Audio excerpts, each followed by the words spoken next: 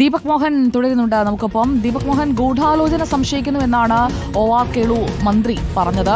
ഇപ്പോൾ MP-യുടെയും പ്രതികരണം കേട്ടല്ലോ. ഇതിൽ പ്രൊമോട്ടർക്ക് മാത്രം വീഴ്ച സംഭവിച്ചു എന്ന രീതിയിലാണോ കാര്യങ്ങൾ ഇപ്പോൾ എത്തി നിൽക്കുന്നത്? ബന്ധപ്പെട്ട വകുപ്പുകൾക്കുണ്ടാകുന്ന ഒരു വീഴ്ചയുണ്ടല്ലോ, കൃത്യസമയത്ത് ആംബുലൻസ് ഉറപ്പാക്കുക, മതിയായ സൗകര്യങ്ങൾ ഒരുക്കി കൊടുക്കുക, അങ്ങനെയുള്ള കാര്യത്തിൽ വകുപ്പിന് സംഭവിച്ച വീഴ്ച അത് പ്രൊമോട്ടറുടെ മാത്രം വീഴ്ചയായി മാറുകയാണോ ഇപ്പോൾ?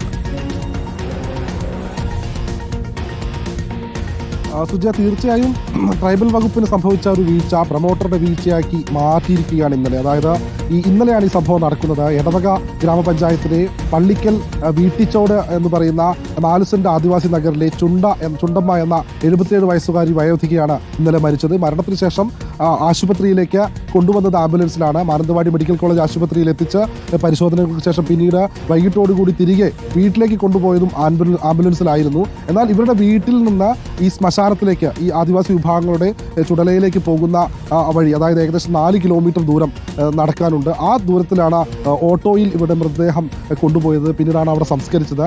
അതാണ് വലിയ തോതിൽ വിവാദമായത്. ഇതുമായി ബന്ധപ്പെട്ടാണ് ഇപ്പോൾ പട്ടികജാതി പട്ടിക വികസന വകുപ്പ് മന്ത്രി OR കേളു ഇതിന് പിന്നിൽ വലിയ തോതിൽ ഗൂഢാലോചന നടന്നിട്ടുണ്ട് എന്ന് പറയുന്നത്. കാരണം എടവക ഗ്രാമപഞ്ചായത്തിലെ വാർഡ് മെമ്പറുടെയോ അല്ലെങ്കിൽ ഈ വലിയ തോതിൽ വിമർശനം ഉന്നയിക്കുന്ന രാഷ്ട്രീയ നേതാക്കളോ ഇടപെട്ട് ഒരു പക്ഷേ ആംബുലൻസ് എത്തിക്കാമായിരുന്നു എന്നുള്ള രീതിയിലും മന്ത്രിയുടെ ഭാഗത്തു നിന്ന് പരാമർശമുണ്ട്. പക്ഷേ ആംബുലൻസ് എത്തിച്ചില്ല. അതായത് പട്ടികജാതി പട്ടിക വികസന വകുപ്പിന്റെ കീഴിൽ 2 ആംബുലൻസുകളാണ് വയനാട് ജില്ലയിലുള്ളത്.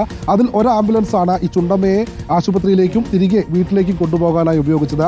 ആ സമയത്ത് ആംബുലൻസ് തന്നെ സംസ്കരിക്കാനായി ശ്മശാനത്തിലേക്ക് കൊണ്ടുപോകാൻ തയ്യാറാണെന്ന് അറിയിച്ച സമയത്ത് പിന്നീട് ചടങ്ങുകൾക്ക് ശേഷം മതിയെന്നായിരുന്നു അവരുടെ ഭാഗത്തു നിന്നുണ്ടായി എന്നുള്ള ഒരു ആരോപണം ഇപ്പോൾ പറയുന്നു.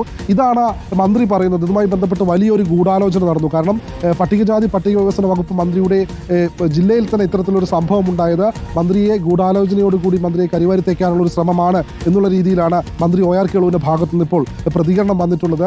ഏതായാലും ഇന്നലെ ഈ സംഭവം നടക്കുന്നതുമായി ബന്ധപ്പെട്ട കോൺഗ്രസിന്റെ ഭാഗത്തുനിന്ന് വലിയ പ്രതിഷേധമുണ്ടായിരുന്നു. പട്ടികജാതി പട്ടിക വികസന വകുപ്പ് ഓഫീസ് കുത്തിയിരുന്ന് അവർ കോൺഗ്രസിന്റെ നേതൃത്വത്തിൽ വലിയ പ്രതിഷേധമുണ്ടായിരുന്നു. പിന്നീട് ട്രൈബൽ ഡെവലപ്മെന്റ് ഓഫീസറുമായി സംസാരിച്ച് ഈ പ്രൊമോട്ടറെ പുറത്താക്കുന്ന രീതിയിലേക്ക് നടപടികൾ അവസാനിപ്പിച്ചതിനെ തുടർന്നാണ് അവർ ഇന്നലെ സമരം അവസാനിപ്പിച്ചത്. പക്ഷേ സുജയ നേരത്തെ സൂചിപ്പിച്ചതുപോലെ പ്രൊമോട്ടറെ മാത്രം ബലിയാടാക്കുക എന്നതല്ലാതെ ഇതുമായി ബന്ധപ്പെട്ട ട്രൈബൽ ഡിപ്പാർട്ട്മെന്റിന്റെ ഉന്നത ഉദ്യോഗസ്ഥർ, അതായത് TDO ട്രൈബൽ ഡെവലപ്മെന്റ് ഓഫീസർക്കാണ് ഇതിന് ചുമതല. അദ്ദേഹവുമായി ബന്ധപ്പെട്ട് അവർക്കും ഇതിന്റെ ഉത്തരവാദിത്തത്തിൽ നിന്ന് ഒഴിഞ്ഞു മാറാൻ കഴിയില്ല. അവരുടെ ഭാഗത്തു നിന്ന് വന്ന വലിയ വീഴ്ചയാണെന്ന് തന്നെ വേണം കരുതാൻ. സുജയ.